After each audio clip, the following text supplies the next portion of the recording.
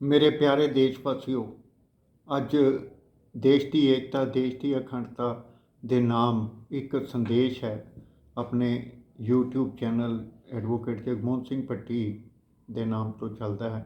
ਤੁਹਾਡੇ ਲਈ ਚੱਲਦਾ ਹੈ, ਦੇਸ਼ ਦੀਆਂ ਹਿੱਤਾਂ ਦੀ ਰਾਖੀ ਕਰਦਾ ਹੈ, ਸਾਰਾ ਕੁਝ ਕਰਦਾ ਹੈ। ਔਰ ਅੱਜ ਜਿਹੜੀ ਇਹ ਬੜਾ ਇੱਕ ਉਦਾਸੀ ਦਾ ਆਲਮ ਹੈ ਮਨ 'ਤੇ। ਇੱਕ ਬੜੀ 2 ਦਿਨਾਂ ਤੋਂ ਬੁਰੀ ਖਬਰ ਚੱਲ ਰਹੀ ਹੈ, ਜਿਹੜੀ ਇਹ ਦੇਖਣ ਵਿੱਚ ਆਈ ਹੈ ਕਿ ਸਾਡੇ ਜਿਹੜੇ ਆਰਮਡ ਫੋਰਸਿਸ ਦੇ supreme chief defence of services ਸਨ, ਉਹ ਬਿਪਨ ਰਾਵਤ ਜੀ, ਉਹਨਾਂ ਦਾ ਹੈਲੀਕਾਪਟਰ ਜਿਹੜਾ ਏਅਰ ਕ੍ਰੈਸ਼ ਕਰ ਗਿਆ। ਉਹ ਏਅਰ ਕ੍ਰੈਸ਼ ਕਿਉਂ ਕਰ ਗਿਆ, ਇਸ ਦੇ ਲਈ ਬੜੀਆਂ ਵੱਖ-ਵੱਖ ਤਰ੍ਹਾਂ ਦੀਆਂ ਧਾਰਨਾਵਾਂ ਚੱਲ ਰਹੀਆਂ, ਬੜਾ ਕੁਝ ਹੋ ਰਿਹਾ ਹੈ। ਲੇਕਿਨ ਦੇਸ਼ ਨੇ ਇੱਕ ਬਹਾਦਰ ਯੋਧਾ ਗਵਾਇਆ ਹੈ, ਇਹਦੇ ਵਿੱਚ ਕੋਈ ਦੋ ਰਾਵਾਂ ਨਹੀਂ। ਜੇ ਅੱਜ ਇਹ ਦੇਖਿਆ ਜਾਏ, ਜੇ ਇੱਕ CDS ਆਰਮੀ 3 ਸੈਨਾਵਾਂ ਦਾ ਜਿਹੜਾ ਪ੍ਰਮੁੱਖ ਹੈ, ਜੇ ਉਹਦੀ ਜਾਨ ਸੁਰੱਖਿਅਤ ਨਹੀਂ, ਆਪਣੇ 11-12 ਹੋਰ ਸਾਥੀਆਂ ਸਮੇਤ ਸਣੇ ਆਪਣੀ ਧਰਮ ਪਤਨੀ ਦੇ, ਤੇ ਫਿਰ ਦੇਸ਼ ਦੇ ਕਿਸ ਮਹਾਨ ਹਸਤੀ ਦੀ, ਭਾਵੇਂ ਉਹਦੇ ਵਿੱਚ ਪ੍ਰਧਾਨ ਮੰਤਰੀ ਜੀ ਨੇ ਸਾਡੇ ਸ਼੍ਰੀ ਨਰਿੰਦਰ ਮੋਦੀ ਜੀ, ਭਾਵੇਂ ਉਹਦੇ ਸਾਡੇ ਰੱਖਿਆ ਮੰਤਰੀ ਸ਼੍ਰੀ ਰਾਜਨਾਥ ਸਿੰਘ ਜੀ ਸ਼ਾਮਲ ਨੇ, ਜਾਂ ਦੇਸ਼ ਦੇ ਜਿਹੜੇ ਰਾਸ਼ਟਰਪਤੀ ਜੀ ਨੇ, ਸੁਪਰੀਮ ਕਮਾਂਡਰ ਆਫ ਫੋਰਸਿਸ, ਉਹ ਸ਼ਾਮਲ ਨੇ। ਇਸ ਤਰ੍ਹਾਂ ਦੀਆਂ ਹੋਰ ਕਈ ਹਸਤੀਆਂ ਨੇ। ਉਹਨਾਂ ਦੀ ਵੀ ਜਿਹੜੀ ਸੁਰੱਖਿਆ ਉਹ ਹੈਲੀਕਾਪਟਰ ਦੇ ਵਿੱਚ ਸਹੀ ਹੈ ਜਾਂ ਨਹੀਂ, ਉਹਨਾਂ ਦਾ ਯਾਤਰਾ ਕਰਨਾ ਸਹੀ ਹੈ ਜਾਂ ਨਹੀਂ, ਇਹ ਇੱਕ ਆਪਣੇ ਆਪ ਦੇ ਵਿੱਚ ਬੜੇ ਵੱਡੇ ਸਵਾਲ ਕਰ ਰਹੀ ਹੈ। ਜਿਸ ਦੇਸ਼ ਦੀ ਏਕਤਾ ਅਤੇ ਅਖੰਡਤਾ ਦੇ ਬਾਰੇ ਵਿੱਚ ਅਸੀਂ ਗੱਲ ਕਰਦੇ ਹਾਂ, ਔਰ ਅਸੀਂ ਇਹ ਕਹਿੰਦੇ ਹਾਂ ਕਿ ਸਾਡੀ ਸੈਨਾ ਜਿਹੜੀ ਹੈ, ਸਾਡੀਆਂ ਜਿਹੜੀਆਂ ਏਜੰਸੀਜ਼ ਨੇ, ਬੜੀਆਂ ਸੁਪਰ ਨੇ, ਸੁਪਰੀਮ ਨੇ, ਅਤੇ ਲੇਕਿਨ ਅੱਜ ਜੇ ਇਹ ਦੇਖਿਆ ਜਾਏ, ਇਹ ਇੱਕ ਐਸਾ ਕਰਮ ਆਇਆ ਜਿਸ ਦੇ ਮੁਤਾਬਕ ਮਨ ਭਾਰਾ ਵੀ ਹੈ, ਕਿਉਂਕਿ ਦੇਸ਼ ਨੇ ਇੱਕ ਮਹਾਨ ਸਪੂਤ ਗਵਾਇਆ। ਬਿਪਨ ਰਾਵਤ ਜੀ ਦੇਸ਼ ਦਾ ਜਨਰਲ, ਉਹਦੇ ਨਾਲ ਜਿਹੜੇ 12 ਹੋਰ ਸਾਥੀ ਸਨੇ, ਉਹਨਾਂ ਦੀ ਧਰਮ ਪਤਨੀ ਦੇ ਗਏ ਨੇ, ਇਸ ਕ੍ਰੈਸ਼ ਹਾਦਸੇ ਦੇ ਵਿੱਚ ਮਾਰੇ ਗਏ ਜਾਣ ਦੀਆਂ ਖਬਰਾਂ ਆ ਰਹੀਆਂ। ਮਾਲਕ ਅੱਗੇ ਅਰਦਾਸ ਹੈ ਕਿ ਇਹ ਜਿਹੜੀ ਜੋ ਵੀ ਦੁੱਧ ਦਾ ਦੁੱਧ ਹੈ, ਪਾਣੀ ਦਾ ਪਾਣੀ ਹੈ, ਹੋਣਾ ਚਾਹੀਦਾ। ਔਰ ਇਹਦੇ ਉੱਤੇ ਅਜੇ ਤੱਕ ਸਰਕਾਰ ਨੇ ਕੋਈ ਇਨਕੁਆਇਰੀ ਕਮਿਸ਼ਨ ਬਿਠਾਉਣ ਦਾ ਐਲਾਨ ਨਹੀਂ ਕੀਤਾ। ਪੰਡਿਤ ਜਵਾਹਰ ਲਾਲ ਨਹਿਰੂ ਦੇ ਵੇਲੇ ਦੀ ਇੱਕ ਗੱਲ ਯਾਦ ਹੈ ਕਿ ਉਹਨਾਂ ਦੇ ਵੇਲੇ 'ਚ 4 ਜਨਰਲ ਜਿਹੜੇ ਸੀ ਆਰਮੀ ਦੇ, ਜਿਹੜੇ ਸੀਗੇ, ਉਹ ਇੱਕ ਹੈਲੀਕਾਪਟਰ ਦੇ ਵਿੱਚ ਹੀ ਸਫ਼ਰ ਕਰ ਰਹੇ ਸਨ, ਅਤੇ ਉਹ ਹੈਲੀਕਾਪਟਰ ਕ੍ਰੈਸ਼ ਹੋ ਗਿਆ ਸੀ। ਉਸ ਤੋਂ ਬਾਅਦ ਇਹ ਕਿਹਾ ਜਾਂਦਾ ਹੈ ਕਿ ਇਹ ਇੱਕ ਪਾਲਿਸੀ ਬਣਾਈ ਗਈ ਸੀਗੀ ਕਿ ਜਿੰਨੇ ਵੀ ਜਨਰਲ ਨੇ ਉਹ ਇਕੱਠੇ ਸਫ਼ਰ ਨਹੀਂ ਕਰਨਗੇ, ਅਲੱਗ-ਅਲੱਗ ਸਫ਼ਰ ਕਰਨਗੇ। ਅੱਜ ਜੇ ਜਨਰਲ ਬਿਪਨ ਰਾਵਤ ਜੀ ਆਪਣੀ ਧਰਮ ਪਤਨੀ ਸਮੇਤ ਅਤੇ ਆਪਣੇ ਸਾਥੀਆਂ ਸਮੇਤ, ਜਿਹੜੇ ਉਹਨਾਂ ਦੇ ਸੁਰੱਖਿਆ ਕਰਮਚਾਰੀ ਸਨ, ਉਹਨਾਂ ਸਮੇਤ, ਜੇ ਉਹ ਵੀਰਗਤੀ ਨੂੰ ਪ੍ਰਾਪਤ ਹੋ ਗਏ ਨੇ, ਅਤੇ ਉਹਨਾਂ ਦੀ ਸ਼ਹੀਦੀ ਜਿਹੜੀ ਹੈ, ਉਸ ਦਾ ਮੁਲਾਂਕਣ ਕਿਵੇਂ ਕੀਤਾ ਜਾਏਗਾ ਜਾਂ ਕਿਸ ਹਿਸਾਬ ਨਾਲ ਕੀਤਾ ਜਾਏਗਾ, ਇਹ ਤੁਹਾਡੇ ਲਈ ਕਈ ਸਵਾਲ ਖੜੇ ਕਰਦੀ ਹੈ। ਕਿ ਜਿਹੜਾ ਹੈਲੀਕਾਪਟਰ ਕ੍ਰੈਸ਼ ਹੋਇਆ, ਉਸ ਦਾ ਕ੍ਰੈਸ਼ ਹੋਣ ਦਾ ਕਾਰਨ ਲੱਭਿਆ ਜਾਏਗਾ, ਕਿ ਉਸ ਨੂੰ ਸਾਰਵਜਨਕ ਕੀਤਾ ਜਾਏਗਾ, ਉਸੇ ਤਰ੍ਹਾਂ ਹੀ ਜਿਵੇਂ ਇੱਕ ਲਾਲ ਬਹਾਦਰ ਸ਼ਾਸਤਰੀ ਜੀ, ਸਾਡੇ ਦੇਸ਼ ਦੇ ਮਹਾਨ ਪ੍ਰਧਾਨ ਮੰਤਰੀ ਔਰ ਦੇਸ਼ ਦੇ ਸਪੂਤ, ਜੈ ਜਵਾਨ ਜੈ ਕਿਸਾਨ ਕਰਨ ਵਾਲੇ, ਉਹਨਾਂ ਦਾ ਜਿਹੜਾ ਇੱਕ ਰਸੋਈਆ ਸੀਗਾ, ਰਸੋਈਆ, ਹਾਂਜੀ ਮੈਂ ਠੀਕ ਗੱਲ ਕਹਿ ਰਿਹਾ, ਰਸੋਈਆ ਸੀ, ਬੜਾ ਵਿਸ਼ਵਾਸੀ ਸੀ। ਔਰ ਉਸ ਰਸੋਈਏ ਨੇ ਜਦੋਂ ਤਾਸ਼ਕੰਦ ਗਏ ਨੇ ਲਾਲ ਬਹਾਦਰ ਸ਼ਾਸਤਰੀ ਜੀ, ਅਤੇ ਉਹ ਇੱਕ ਮੁਹੰਮਦਨ ਰਸੋਈਆ ਸੀਗਾ, ਜਿਸ ਨੇ ਉਹਨਾਂ ਦੀ ਜਿਹੜੀ ਹੈ ਰੋਟੀ ਦੇਖਭਾਲ ਦੀ ਉਹਨਾਂ ਨੇ ਕਰਨੀ ਹੁੰਦੀ ਸੀ। ਔਰ ਲਾਲ ਬਹਾਦਰ ਸ਼ਾਸਤਰੀ ਜੀ ਗਏ ਤਾਂ ਜ਼ਿੰਦਾ ਸੀਗੇ, ਲੇਕਿਨ ਵਾਪਸ ਜ਼ਿੰਦਾ ਨਹੀਂ ਮੁੜ ਸਕੇ। ਉਦੋਂ ਭਾਰਤ ਅਤੇ ਪਾਕਿਸਤਾਨ ਦੀ ਜੰਗ ਜਿਹੜੀ ਸੀਗੀ, ਉਹ ਜਿੱਤ ਕੇ ਗਏ ਸੀਗੇ, ਔਰ ਤਾਸ਼ਕੰਦ ਦੇ ਵਿੱਚ ਸਮਝੌਤਾ ਹੋਇਆ ਸੀ। ਇਹ ਸਾਰਾ ਪ੍ਰਚਲਨ ਜਿਹੜਾ ਹੈ, ਇਹ ਕਿਵੇਂ ਅਤੇ ਕਿਸ ਹਿਸਾਬ ਨਾਲ ਹੋਇਆ। ਫਿਰ ਇਹ ਵੀ ਕਿਹਾ ਜਾਂਦਾ, ਉਹ ਰਸੋਈਆ ਜਿਹੜਾ ਸੀਗਾ, ਪਾਕਿਸਤਾਨ ਦੀ ਨਾਗਰਿਕਤਾ ਪ੍ਰਾਪਤ ਕਰਕੇ ਬੈਠ ਗਿਆ ਸੀ, ਔਰ ਸਾਡੀ ਸਰਕਾਰ ਨੇ ਇਸ 'ਤੇ ਚੁੱਪ ਵੱਟੀ ਰੱਖੀ। ਇਹ ਕੌਣ ਸੀਗੇ? ਦੇਸ਼ ਦੇ ਗਦਾਰ, ਇਹਨਾਂ ਨੂੰ ਪਛਾਣਨ ਦੀ ਜ਼ਰੂਰਤ ਹੈ। ਅੱਜ ਵੀ ਦੇਸ਼ ਦੇ ਵਿੱਚ ਗਦਾਰਾਂ ਦੀ ਕੋਈ ਕਮੀ ਨਹੀਂ, ਔਰ ਉਹਨਾਂ ਗਦਾਰਾਂ ਨੂੰ ਪਹਿਚਾਣਨ ਲਈ ਕੀ ਸਰਕਾਰ ਕੋਈ ਇੱਕ ਯਤਨ ਜਾਂ ਉਪਰਾਲਾ ਕਰਨ ਦਾ ਹੀਲਾ ਵਸੀਲਾ ਕਰੇਗੀ? ਅਸੀਂ ਅਰਬਾਂ ਰੁਪਏ ਟੈਕਸ ਪੇਅਰ ਦੀ ਮਨੀ ਦੇ ਵਿੱਚੋਂ ਖਰਚ ਕਰਕੇ ਆਧੁਨਿਕ ਸਮਾਨ, ਆਧੁਨਿਕ ਜਹਾਜ਼ ਲਿਆ ਰਹੇ ਹਾਂ ਦੇਸ਼ ਦੀ ਸੈਨਾ ਸ਼ਕਤੀ ਨੂੰ ਵਧਾਉਣ ਲਈ। ਲੇਕਿਨ ਅਸੀਂ ਇਹ ਨਹੀਂ ਸਮਝ ਸਕੇ ਕਿ ਸਾਡੇ ਜਨਰਲ ਬਿਪਨ ਰਾਵਤ ਜੀ ਇਸ ਇੱਕ ਵਧੀਆ ਹੈਲੀਕਾਪਟਰ ਦੀ ਭੇਟ ਚੜ੍ਹ ਜਾਣਗੇ, ਏਅਰ ਕ੍ਰੈਸ਼ ਹੋ ਜਾਏਗਾ ਉਹਦਾ। ਇਹ ਇੱਕ ਸਰਕਾਰ ਦੇ ਵਾਸਤੇ ਬੜੀ ਵੱਡੀ ਇਮਤਿਹਾਨ ਦੀ ਘੜੀ ਹੈ। ਔਰ ਇਸ ਦੇ ਬਾਰੇ ਗੋਦੀ ਮੀਡੀਆ ਜਿਹੜਾ ਹੈ ਬਾਰ-ਬਾਰ ਇਹ ਕਹਿੰਦਾ ਸੀ ਭਾਰਤ ਦੀ ਸੈਨਾ ਸ਼ਕਤੀ ਵੱਧ ਗਈ, ਭਾਰਤ ਦਾ ਇਹ ਹੋ ਗਿਆ, ਭਾਰਤ ਦਾ ਉਹ ਹੋ ਗਿਆ। ਲੇਕਿਨ ਇਹਦੀ ਸ਼ੱਕ ਦੀ ਸੂਈ ਜਿਹੜੀ ਹੈ ਸਿੱਧੀ ਚੀਨ ਦੇ ਉੱਤੇ ਜਾ ਰਹੀ ਹੈ, ਪਾਕਿਸਤਾਨ ਦੇ ਉੱਤੇ ਜਾ ਰਹੀ ਹੈ ਕਿ ਉਹ ਸਾਡੀਆਂ ਸੈਨਾਵਾਂ ਤੋਂ ਇੰਨੇ ਜ਼ਿਆਦਾ ਤਾਕਤਵਰ ਹੋ ਗਏ ਨੇ ਕਿ ਉਹ ਜੈਨਰਿਕ ਵਾਰ ਵੱਲ ਤੁਰ ਪਏ ਨੇ।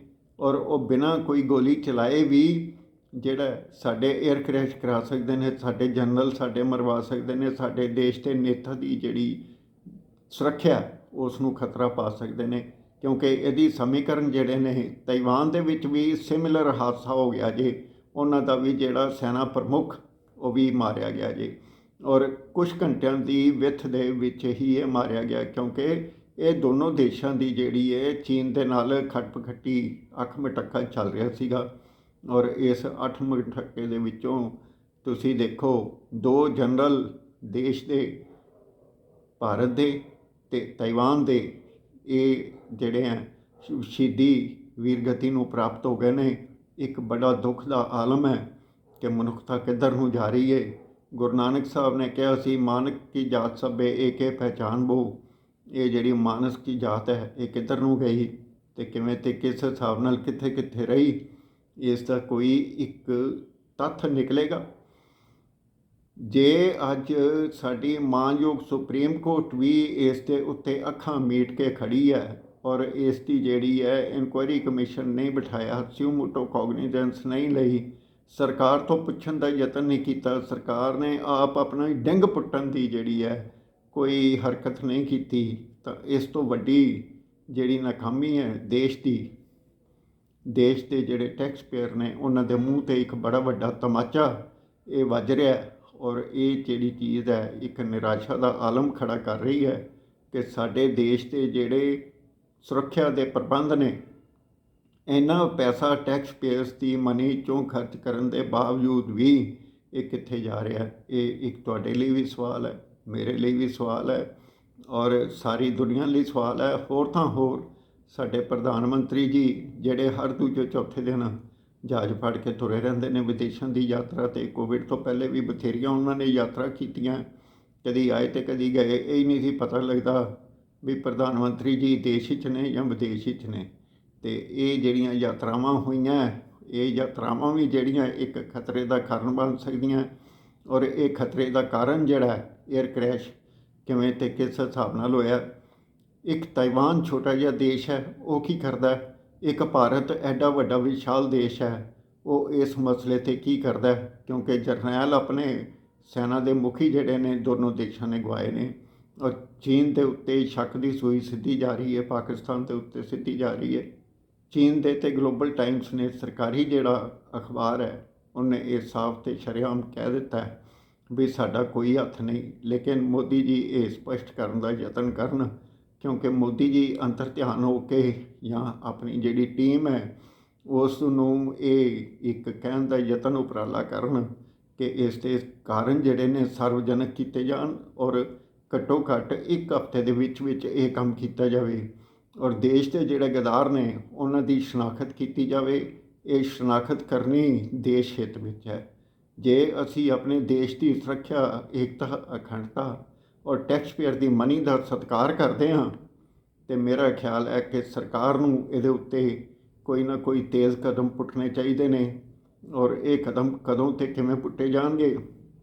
ਮਾਨਯੋਗ ਸੁਪਰੀਮ ਕੋਰਟ ਜੇ ਇਸ ਦੇ ਉੱਤੇ ਥੋੜ੍ਹਾ ਜਿਹਾ ਵੀ ਇੱਕ ਸੰਗਿਆਨ ਲੈਂਦੀ ਔਰ ਕਰਦੀ ਅਤੇ ਮੇਰਾ ਖਿਆਲ ਹੈ ਸਰਕਾਰ ਦੀ ਜਿਹੜੀ 24 ਘੰਟੇ ਦੀ ਜਿਹੜੀ ਨੀਂਦਰ ਹੈ ਉਹ ਘੱਟੋ ਘੱਟ ਉੱਡੀ ਹੋਈ ਨਾ ਸਮਝੋ ਤੁਸੀਂ, ਕੋਈ ਨਹੀਂ ਜੇ ਉੱਡੀ।